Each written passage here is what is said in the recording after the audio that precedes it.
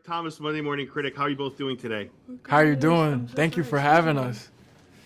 You are both just terrific, I have to say. Quvenzhané,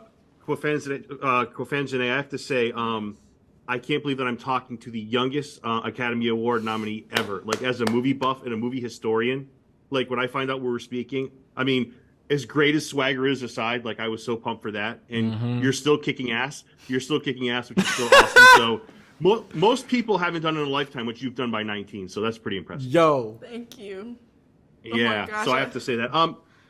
Isaiah, my next question is for you. Your path is a little bit different, but you're still a terrific actor, and I love watching both of your chemistry on screen. Talk a little about that, Isaiah. Your path was a little different for those watching or maybe wanting to get into this terrific show for the first time. I must say, like, first season, the first 5 episodes, just really finding my footing, figuring out who, I am as a professional. I had to really identify what being professional is to me. And once I got that in season 2, really just try to lift it up and raise the stakes and, make discoveries, and just had to work extra with my acting coach, Michelle Shea, who also coached Sanaa Latham and Omar Epps on Love and Basketball. So just had to lean into the people I have around me. And, Q was always like just giving me the best advice, and, we're great friends. So it's like, it was a dream come true for sure.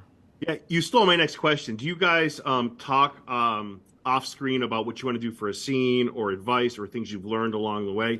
Either one of you, whoever wants to answer there that. There were times that I would call him or he would call me, and we would sit on the phone and work on a scene, like the night before we had it the next day. Right. It happened so often you would not believe. Or like before, we get on to set in hair and makeup, we're chilling, going over like what we want the vibe to be for the day, or just even if it's not the actual words of the script or whatever, we definitely get into the energy of the scene when we see each other. Right. And being the queen that she is, she also like really takes my advice most of the time. Except for on the basketball court for some reason, because she thinks she could beat me. Because I'm Crystal. But, like, one of my fondest memories with, Quvenzhané, I remember working with her in season 1, like, we lived in the same apartment, and we would go in the stairwell and dribble the basketball and work on, like, her handle, offset. And, like, just seeing her give her all on the basketball court just made me really want to make sure I had my chops right for this year. And I'm, just blessed to be here, and I love you. So your rapport on screen is amazing. Like, I almost forget that I'm watching a show. I feel like I'm watching two people through a window. Like, I feel like I'm watching an actual relationship, right? It's not like some shows I watch, I'm like, oh God, this is so forced. You can tell these people are just trying to act. But you guys have it so down perfectly, so natural. It makes for a better viewing experience, I think. Right. Yeah, I agree. I met Quvenzhané when she was 15. I was 16. And, I immediately just wanted to protect her. Like, that, I'm just on a protector mode all the time when I'm around her. And, not just physically, but her spirit and, her thoughts. Like, that she knows, like, yeah, you're that all the time. She had a little gap you can probably talk about more than me, but, coming into Swagger, she just got her swagger back, and she killed these scenes. I mean, from season 1 to season 2, the emotional drive the vulnerability, it's all in there, and very proud of her. Quvenzhané, there's a scene early on where it's tough to watch what Crystal goes through, right? It's her injury. She's trying to convey this to Jace, but he's not really listening. This is early on. And the most disturbing part was Coach Wark, right? Because you're watching this, it's like, ooh, it's tough to watch. And forget about everyday life. Forget about, the difficulty that just playing basketball brings. Talk a little bit about each of your characters. We'll start with you, if you don't mind. I mean, it was definitely a challenge for me. It hit home, you know what I mean? Like, it's unfortunately something that happens way too often to young women, young black women. And another unfortunate thing is a lot of people don't say anything about it.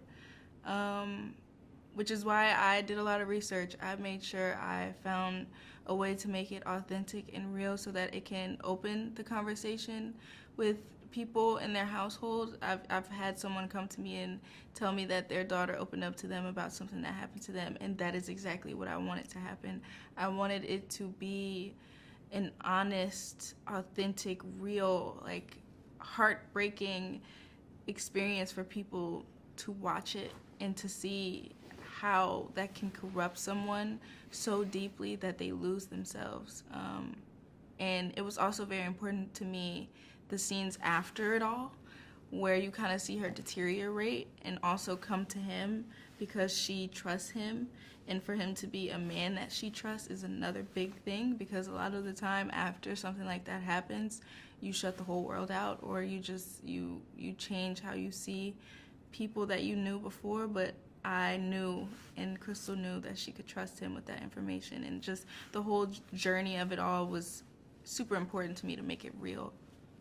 Yeah, and the way the coach kind of says, well, I'm talking to people at Maryland, like trying to mask it, and then you wonder, is Crystal going to go forward with this still? Because now he's basically saying, I can get you D1. Yeah. So I love the way that all played out. It was just beautifully played. Yes, just it was very important to us to make sure that it was obvious that basketball, her dream, her love, was at risk, that everything she wanted in her life was at risk. And it was hard to stand up for herself because she could have lost everything.